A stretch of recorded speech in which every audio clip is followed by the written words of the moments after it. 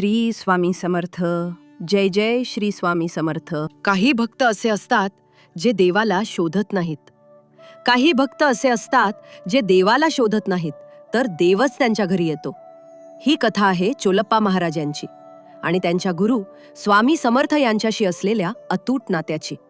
अक्कलकोटमध्ये राहणारे चोळप्पा एक साधे भक्तिमय जीवन जगणारे गृहस्थ.